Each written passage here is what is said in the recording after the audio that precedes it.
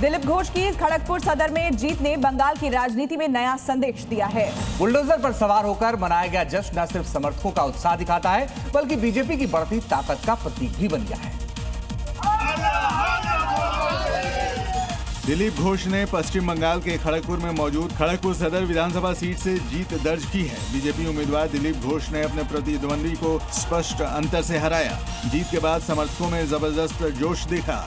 खास बात ये रही कि जश्न के दौरान दिलीप घोष बुलडोजर पर चढ़ गए और पार्टी का झंडा लहराया। इलाके में ढोल नगाड़ों और नारों के बीच विजय उत्सव मनाया गया। इस जीत को राज्य में बीजेपी के लिए अहम माना जा रहा है, जिससे संगठन को नई ऊर्जा मिली है। पश्चिम बंगाल में बीजेपी की जीत के बाद राजस्थान के सिरोही में बीजेपी कार्यकर्ताओं ने अनोखा जश्न मनाया।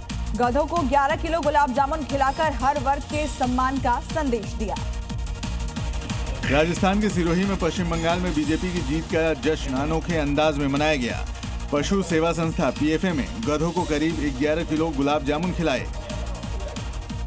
बीजेपी नेता वीरेंद्र सिंह चौहान ने इसे उपेक्षित वर्ग के सम्मान से जोड़ते हुए कहा कि समाज में गधों को नजरअंदाज किया जाता है। चुनाव परिणाम से पहले की गई घोषणा को जीत के बाद पूरा किया गया। बीजेपी की जीत पर यह आयोजन जिले भर में चर्चा का विषय बन गया।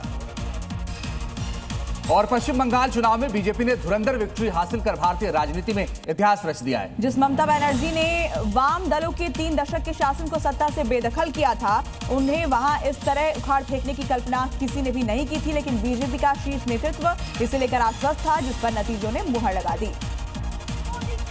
इस जीत का जिक्र पीएम मोदी से लेकर शाह तक लगातार अपनी रैलियों में कर रहे थे। बीजेपी ने बंगाल को लेकर कई साल पहले से रणनीति बनानी शुरू कर दी थी। एजेंडे तय किए जा चुके थे। संदेश खाली के बवाल और आरजीकर मेडिकल कॉलेज की घटना के दौरान बीजेपी पूरे एक्शन में दिखी। बीजेपी के स्थानीय नेताओं ने ममता बनर्जी के खिलाफ लगातार मोर्चा खोले रखा। इस बीच बिहार और बंगाल समेत देश के कई राज्यों में एसआईआर की शुरुआत हुई तो विपक्ष ने बीजेपी पर वोट चोरी का मुद्दा उठाया।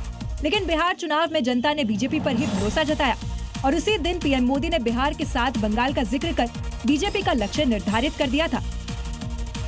पश्चिम बंगाल में बीजेपी की ऐतिहासिक जीत का जश्न मनाया जा रहा है। पटाखों से लेकर भगवा गुलाल उड़ाया जा रहा है। बीजेपी ऑफिस से लेकर सड़कों तक सिर्फ बीजेपी का झंडा लिए कार्यकर्ता ही दिखाई दे रहे हैं। क्योंकि इस जीत के मायने अलग हैं। ये वो सपना है जिसके पूरे होने में कई दशक लग गए और आखिरकार जीत का कमल खिल गया। बंगाल से लेकर दिल्ली तक जीत का खुमार है।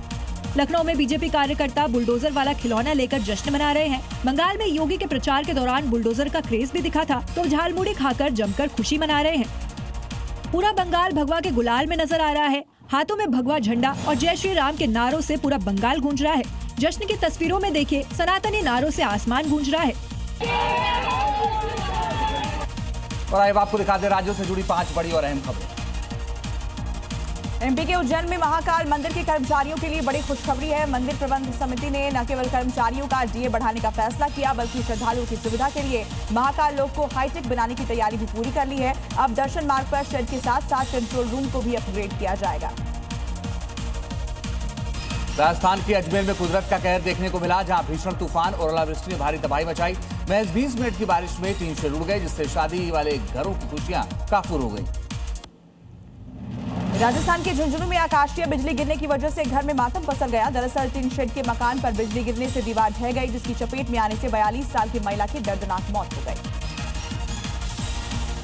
राजस्थान के धौलपुर में जनगणना प्रशिक्षण के दौरान कर्मचारियों की सेहत के साथ खिलवाड़ का मामला सामने आया है।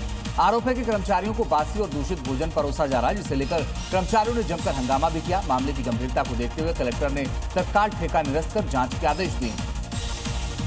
झारखंड के गिरिडीह में अतिक्रमण हटाओ अभियान के बाद हिंसा भड़क गई। प्रशासन द्वारा अवैध मकान ढहाए जाने के बाद 2 पक्ष आमने सामने आ गए और जमकर पत्थरबाजी हुई। उपद्रवियों ने बाइक को आग के हवाले कर दिया, जिसमें कई लोग घायल हो गए।